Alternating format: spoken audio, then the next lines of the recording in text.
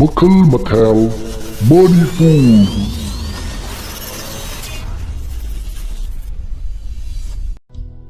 ꯃꯌꯥꯝꯒꯤ ꯅꯨꯡꯉꯥꯏꯅꯕꯒꯤꯗꯃꯛ ꯂꯩꯖꯔꯤꯕ ꯃꯈꯜ ꯃꯊꯦꯜ ꯃꯅꯤꯄꯨꯔꯤ ꯆꯦꯅꯦꯜꯅ ꯃꯌꯥꯝꯕꯨ ꯏꯀꯣꯛꯅꯅ ꯈꯣꯏꯔꯨꯝꯖꯔꯤ꯫ ꯉꯁꯤ ꯑꯃꯨꯛ ꯃꯌꯥꯝꯒꯤ ꯃꯐꯝꯗ ꯃꯅꯤꯄꯨꯔꯤ ꯍꯣꯔꯔ ꯁ꯭ꯇꯣꯔꯤ ꯑꯃꯃꯨꯛ ꯄꯨꯗꯨꯅ ꯂꯥꯛꯆꯔꯤ꯫ ꯍꯣꯔꯔ ꯁ꯭ꯇꯣꯔꯤ ꯑꯁꯤꯒꯤ ꯃꯃꯤꯡ ꯆꯐꯨ ꯑꯍꯤꯡꯕ꯫ ꯍꯥꯏꯔꯤꯕ ꯋꯥꯔꯤ ꯃꯆꯥ ꯑꯁꯤ ꯍꯤꯡꯂꯤꯕ ꯑꯃꯗꯤ ꯁꯤꯈ꯭ꯔꯕ ꯀꯅꯥꯒꯨꯝꯕꯤ ꯑꯃꯠꯇꯒ ꯃꯔꯤ ꯂꯩꯅꯖꯗꯦ꯫ ꯑꯏꯕꯅ ꯋꯥꯈꯜꯅ ꯁꯥꯒꯠꯆꯗꯨꯅ ꯇꯥꯕꯤꯔꯤꯕꯁꯤꯡꯒꯤ ꯅꯨꯡꯉꯥꯏꯅꯕꯒꯤꯗꯃꯛꯇ ꯁꯦꯝꯖꯕ ꯋꯥꯔꯤ ꯃꯆꯥꯅꯤ꯫ ꯙꯅꯟꯖꯣꯏ ꯑꯃꯗꯤ ꯌꯥꯏꯐꯕ ꯃꯈꯣꯏ ꯑꯅꯤ ꯅꯨꯃꯤꯗꯥꯡ ꯑꯃ ꯃꯃꯥꯟꯅꯕ ꯈꯔꯒ ꯄꯨꯟꯗꯨꯅ ꯆꯥꯛ ꯆꯥꯅꯔꯨꯔꯒ ꯃꯌꯨꯝꯗ ꯍꯜꯂꯛꯏ꯫ ꯃꯇꯝꯁꯤ ꯅꯨꯃꯤꯗꯥꯡꯒꯤ ꯄꯨꯡ 12 ꯈꯔ ꯍꯦꯜꯂꯦ꯫ ꯃꯈꯣꯏꯒꯤ ꯈꯨꯜ ꯑꯗꯨꯒꯤ ꯄꯨꯈ꯭ꯔꯤ ꯑꯆꯧꯕ ꯑꯃ ꯂꯩ꯫ ꯄꯨꯈ꯭ꯔꯤ ꯑꯗꯨꯗꯒꯤ ꯈꯔ ꯆꯠꯂꯒ ꯄꯪꯂꯥꯞ ꯂꯥꯞꯇꯅ ꯎꯔꯛ ꯋꯥꯔꯛꯀꯤ ꯃꯣꯡꯁꯣꯡ ꯑꯃ ꯂꯩ꯫ ꯍꯥꯏꯔꯤꯕ ꯃꯣꯡꯁꯣꯡ ꯑꯁꯤꯒꯤ ꯃꯅꯥꯛꯇ ꯂꯝꯕꯤ ꯑꯃ ꯂꯩ꯫ ꯍꯥꯏꯔꯤꯕ ꯂꯝꯕꯤ ꯑꯁꯤ ꯅꯍꯥꯟꯋꯥꯏꯗ ꯌꯥꯝꯅ ꯇꯝꯅꯩ ꯍꯥꯏꯅꯩ꯫ ꯃꯁꯤꯗꯒꯤ ꯅꯨꯃꯤꯗꯥꯡꯒꯤ ꯃꯇꯝꯗ ꯂꯝꯕꯤ ꯑꯁꯤ ꯐꯥꯎꯗꯨꯅ ꯆꯠꯄ ꯀꯤꯅꯩ꯫ ꯃꯁꯤꯗꯒꯤ ꯙꯅꯟꯖꯣꯏ ꯑꯃꯗꯤ ꯌꯥꯏꯐꯕ ꯋꯥꯔꯤ ꯁꯥꯟꯅ ꯂꯥꯛꯏ꯫ ꯙꯅꯟꯖꯣꯏꯅ ꯍꯥꯏꯔꯛꯏ, "ꯃꯇꯥꯎ ꯌꯥꯏꯐꯕ, ꯉꯁꯥꯏꯒꯤ ꯉꯥꯅꯨ ꯊꯣꯡꯕꯗꯨꯗꯤ ꯑꯁ ꯐꯖꯅ ꯍꯥꯎꯏꯍꯦ." ꯃꯗꯨꯗ ꯌꯥꯏꯐꯕꯅ ꯑꯃꯨꯛ ꯍꯥꯏꯔꯛꯏ, ꯊꯣꯡꯕ ꯍꯩꯕꯒꯤꯅꯤꯗ. ꯅꯍꯥꯟ ꯌꯣꯏꯃꯌꯥꯏꯅ ꯊꯣꯡꯕꯗꯨꯗꯤ ꯑꯁ ꯁꯧꯒ꯭ꯔꯤ ꯊꯣꯡꯕꯅ ꯍꯦꯟꯅꯕꯨ ꯍꯥꯎꯏꯍꯦ. ꯀꯩꯅꯣ ꯄꯨꯡꯆꯝ ꯆꯝꯃꯤ ꯀꯩꯅꯣ." ꯃꯗꯨꯗ ꯑꯃꯨꯛ ꯙꯅꯟꯖꯣꯏꯅ ꯍꯥꯏꯔꯛꯏ, "ꯍꯥꯎꯅꯤ ꯅꯪꯗꯤ. ꯃꯍꯥꯎꯗꯤ ꯐꯖꯅ ꯈꯪꯉꯦꯅꯦ ꯍꯥ ꯅꯪ." ꯑꯁꯨꯝꯅ ꯃꯈꯣꯏ ꯋꯥꯔꯤ ꯁꯥꯟꯅ ꯂꯥꯛꯄꯅ ꯃꯤꯅ ꯍꯥꯏꯅꯕ ꯃꯣꯡꯁꯣꯡꯒꯤ ꯃꯅꯥꯛꯇ ꯂꯩꯕ ꯂꯝꯕꯤ ꯑꯗꯨ ꯌꯧꯁꯤꯜꯂꯛꯂꯦ꯫ ꯃꯗꯨꯗ ꯌꯥꯏꯐꯕꯅ ꯙꯅꯟꯖꯣꯏꯗ ꯍꯥꯏꯔꯛꯏ, "ꯃꯇꯥꯎ, ꯑꯩꯗꯤ ꯉꯁꯥꯏꯉꯩ ꯈꯪꯕꯨ ꯈꯪꯉꯨꯗꯦ, ꯌꯧꯔꯛꯑꯦꯅꯦ." ꯃꯗꯨꯗ ꯙꯅꯟꯖꯣꯏꯅ, "ꯀꯩꯅꯣ ꯌꯧꯔꯛꯑꯦꯕꯨ ꯀꯩꯅꯣ?" ꯃꯗꯨꯗ ꯌꯥꯏꯐꯕꯅ ꯍꯥꯏꯔꯛꯏ, "ꯑꯁ ꯈꯪꯗ꯭ꯔꯣ, ꯇꯝꯅꯕꯤ ꯃꯣꯡꯁꯣꯡꯗꯣ ꯑꯗꯨ ꯌꯧꯔꯛꯑꯦ ꯍꯥꯏꯕ." ꯙꯅꯟꯖꯣꯏꯅ ꯑꯃꯨꯛ ꯍꯥꯏꯔꯛꯏ, "ꯍꯧꯔꯛꯑꯕ?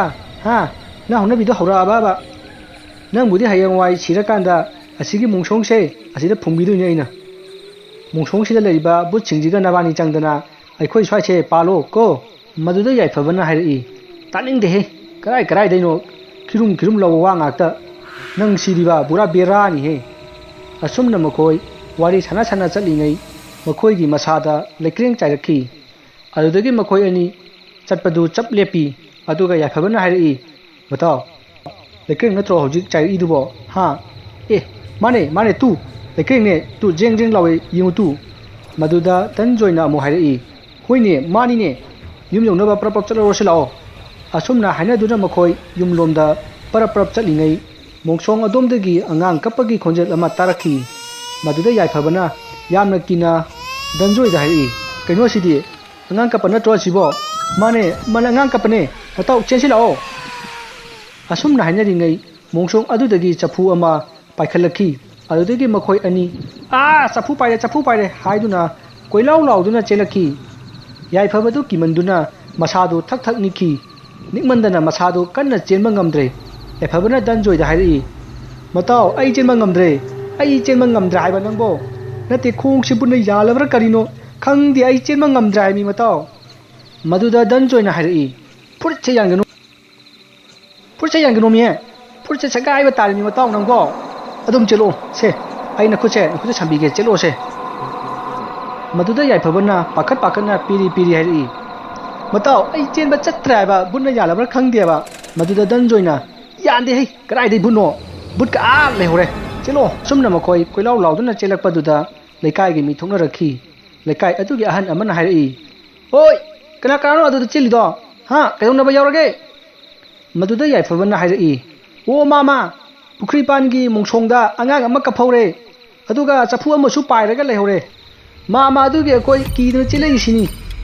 ꯑꯁꯨꯝꯅ ꯂꯥꯎꯗꯨꯅ ꯅꯨꯄꯥ ꯑꯍꯟ ꯑꯗꯨꯒꯤ ꯃꯅꯥꯛꯇ ꯆꯦꯟꯁꯤꯜꯂꯤ꯫ ꯑꯗꯨꯒ ꯃꯈꯣꯏꯅ ꯑꯍꯟ ꯑꯗꯨꯗ ꯄꯥꯎ ꯄꯨꯝꯅꯃꯛ ꯇꯝꯈꯤ꯫ ꯑꯍꯟ ꯑꯗꯨꯅ ꯃꯨꯟꯅ ꯇꯥꯔꯕ ꯃꯇꯨꯡꯗ, "ꯐꯔꯦ, ꯍꯧꯖꯤꯛꯇꯤꯅꯦ ꯀꯩꯁꯨ ꯇꯧꯔꯔꯣꯏ.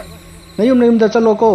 ꯍꯥꯏꯗꯨꯅ ꯍꯥꯏꯔꯛꯄꯗꯒꯤ ꯙꯅꯟꯖꯣꯏ ꯑꯃꯗꯤ ꯌꯥꯏꯐꯕ ꯃꯌꯨꯝꯗ ꯍꯜꯂꯛꯏ꯫ ꯍꯟꯗꯛꯇꯤ ꯂꯝꯕꯤꯗ ꯂꯥꯛꯇ꯭ꯔꯦ, ꯌꯨꯝꯂꯛ ꯐꯥꯎꯗꯨꯅ ꯂꯥꯛꯂꯦ꯫ ꯑꯁꯨꯝꯅ ꯃꯈꯣꯏ ꯃꯌꯨꯝ ꯌꯧꯈ꯭ꯔꯦ꯫ ꯃꯁꯤꯒꯤ ꯃꯇꯨꯡ ꯊꯥ ꯈꯔ ꯍꯧꯈ꯭ꯔꯕ ꯃꯇꯨꯡ ꯈꯨꯟ ꯑꯗꯨꯗ ꯇꯝꯐꯥꯌꯥꯏ ꯂꯥꯛꯈꯤ꯫ ꯇꯝꯐꯥꯌꯥꯏ ꯏꯝꯐꯥꯜꯗꯒꯤ ꯏꯅꯥ ꯀꯩꯔꯥꯛ ꯈꯨꯟꯕ ꯁꯦꯟꯖꯥꯎ ꯄꯥꯏꯕ ꯅꯣꯡꯗꯝꯕꯒꯤ ꯃꯊꯟꯇ ꯄꯣꯛꯆꯕꯤ ꯃꯆꯥꯅꯨꯄꯤꯅꯤ꯫ ꯅꯣꯡꯗꯝꯕꯒꯤ ꯃꯆꯥꯅꯨꯄꯥꯕꯨꯗꯤ ꯑꯅꯤꯅꯤ꯫ ꯅꯨꯄꯤꯗ ꯇꯝꯐꯥꯌꯥꯏ ꯃꯊꯟꯇꯅꯤ꯫ ꯅꯣꯡꯗꯝꯕꯅ ꯃꯆꯥꯅꯨꯄꯤ ꯇꯝꯐꯥꯌꯥꯏꯕꯨ ꯌꯥꯝꯅ ꯂꯨꯅ ꯀꯦꯊꯣꯛ ꯃꯧꯊꯣꯛꯅ ꯌꯣꯛꯏ, ꯁꯦꯟꯒꯤ ꯑꯋꯥꯠꯄ ꯂꯩꯍꯟꯗꯦ꯫ Maram asina Tampayai sengi awat palaiti. Magi mabok khungang asida lay. Aduga Tampayai gi mabung ahansu achauba farm ama senaduna lay. Aduna mahakna makhoigi farm adusu yengbo oina khungang asida lakhibani. Tampayai na khungang aduda layrakpa numit marini sure. Tampayai yamna nungaina laiki. Mafam adugi asengba nungsit amaga napan jangwadana arai laita tathok tasin taunaduna icham chamba punsi mahing asida Tampayai magi kununggumlaba phura dalar aduda haningbagi wakalon kawkhre. Mafam asida laibana magi nungaiba haibado oire. Masigi matung nongma Tampayai mana lairiba yum adugi mamanabi kharaga kun adugi pukrida numidang wairam ama ising sopal lakhi. Makhoina wari sana pukri adudagi ising soki. Matam aduda Tampayai na wari sana na akoibadu koilei leiduna sum yengbada pukri adugi nakanda lairiba mongsong adu uki. Tampayai na asum yengbada nupi ama leptuna Tampayai da munna yengduna leiramki. Nupi adugi oirom thangba pukchepta mai iktriba chapu ahingba ama konduna pairi. Nupi adu Tampayai na laptakna mongsong marakta ubani. Numidang wairamga oibanina nupi dugi masaktu kaya thoina laksenbadi ngamde. Matam aduda Tampayai na mamanabising adugi maraktagi Lucy Kobi mamanabidu da hairi. Lucy, ada nupi ma lepise ase kanano. Asibu engonda munna dum jingaga laye. Masaidagine. Maduda Lucina ha karai haina yengbada nupi do lairamdre. Lucina karai no tampa udiye haina hairakpada Tampayai na yengthorakpadasu lairamdre. Tampayai na hairi. Hojikta asigi mongsongsida lipaga lehobane kai chakhrajano. Haina ingak ngakna hairakpaduda Lucy amari mamanabising aduna chalamani he haiduna hainare. Masidagi makhoi ising sopal loduna mayum da hanarai. Tampayai na tung onthoktuna mongsong aduda amuk yengubada nupi adu amukchu leptuna leiramki. Adudagi handakti nupi adu mongsong adugi manungromda tamna asum changsinkhre. Tampayai do kaisu thodokpadi khankide mongsong asida sing chanba mi oiramgani haina khanki. Asumna makhoi magi yumda ising adu thamba changnakhre. Tampayai su imungda changai. Maduda mabukna hairi. Haima nangna ising surira kaigi surino ne isu waranabani. Hayeng kai sokpa yade ko. Bubukna haiba iluko isu thoibi. Hayeng kai pukrida ising sokpa chatpa yade ko. Asumna haina duna matam do haukhre. Numidangi matam oiraktuna chaba thakpa loroduna makhoi tumba changnakhre. Tampayai su phamungda changaktuna tumthare. Matam asida Tampayai patin ama paiduna khungi pukrida ising sopal chakki. Ardagi Tampayai na pukri adu yausilakpada ngasai mana ukiba nupi adu mongsong adu da leptuna Tampayai da munna yengduna lerami. Tampayai su mongonda munna yengduna lei. Matam asida mongsong manakta lepamba nupi adu mongsong nomda changsinki. Maduda Tampayai na nupi adu da wa khara hangningduna inaki. Nupi adu mongsong manungromda asum changsinki. Tampayai su matung inaki. Ardagi nupi adu chatpadu lepaga phamduna mana pairamba chapu adu nakanda thamlaga karino thabak ama tawbagum tawki. Maduda Tampayai na wa hangnabagi nupi adugi manakta changselli. Tampayai na nupi adu da hairi. Kainomta hangjage haina haiki. Nupi adu karimta khumakte. Ardagi Tampayai na nupi adu da amukasu somdani hangjari se karigumamta hangjage haina haiki. Maduda su nupi aduna pakhum amata pirakhide. Matam aduda Tampayai na karino nupi asina tawrisipo haiduna changduna yengi. Matam aduda nupi aduna hodong amubi ama setuna chabadu Tampayai na uki. Maduda Tampayai yamna ki. Matam aduda nupi aduna akiba saktam amaga lonana Tampayai da onsilakhi. Tampayai na nupi adugi ihingna hingsaraba mamai adu ubada kanna laukhi.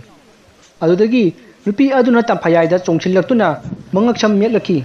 Matam aduda Tampayai na nupi adu inthoklamlaga kanna chelakhi. Mahakna asum chelakpada mana cheliba lambi adugi matai da hauriba u pambi amadagi nupi adu phallauna chongthorakhi. Matam aduda Tampayai ima haina lauduna mikap khangthok thoklai.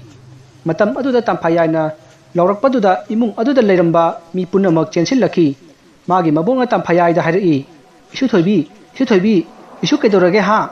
isu kaidorage haina pakhat na wa hangni tamphayai du mabukta kanna konduna kanna kapki tawriba mataw aduda tamphayai gi mapuna isu bu mangda kari uribano ne haina tapna hangi matam masida tamphayai na magi mamangda ukhiba amadi thokhiba thawdok khudimak tamki maduda tamphayai gi mapuna ai khange hayemak mamang khulgi maiba itaw tondon baga tanarurage kaishu toro pupu mantra sonbige ko asumna haiduna tamphayai na khangliba mon aduda mantra khara sonbikhi adubu tamphayai mathanta tumba talle haibadagi maboka tuminakhi asumna matamdu haukhre mathangi nongalakpada tamphayai gi mapuna magi mataw maiba khoida laktuna tamphayai da thokliba thawdok khudimak tamki wafam madu munna tarwa matungda maiba tondon bana hairai mataw kaishu toroida ai tawge haukiba tha kharagi mamangda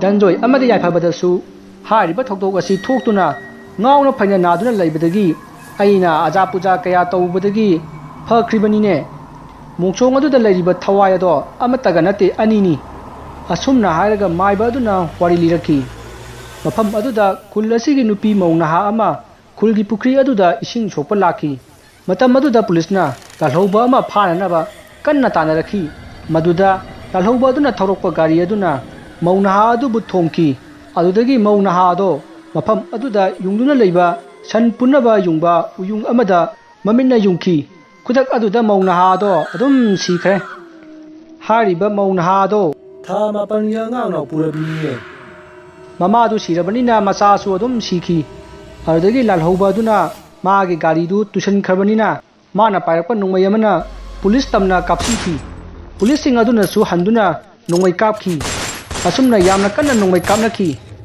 matam aduda lalhauba do nungmaina panduna sikhi tashengbadi nungmai ado kapnaramdrabadi maungnaha adu hospital da pukhat laurabadi macha adu kanba ngamlamba su yai adubu nungmai kapnakhibana makhoi kanamata changba ngamkhide masina maram oiraga mama macha animak sikhibani nupi adugi angang adudi mai changba yadrabanina phumnaba haiduna chafu thirakpada mai ikpa chafu amatta phangkhide maram aduna mai itriba chafu ahingbada haptuna mungchong asida phumkhibani adubu chafu ahingbada hapaga phumbasi mamang matamda tongnarakte aduna khangdre yamna bera karibasini asumna maiba aduna mamangda thokkiba thawdok kharagi wari lirakhi masigi matung maiba tondonba amadi tamphayai gi mapu makhoi ani tamphayai gi manakta laktuna tamphayai bu laikat nakhi maiba aduna aja puja kaya tawduna lai phatabana tamphayai da tinyet layat libadu phanaba lai khurumki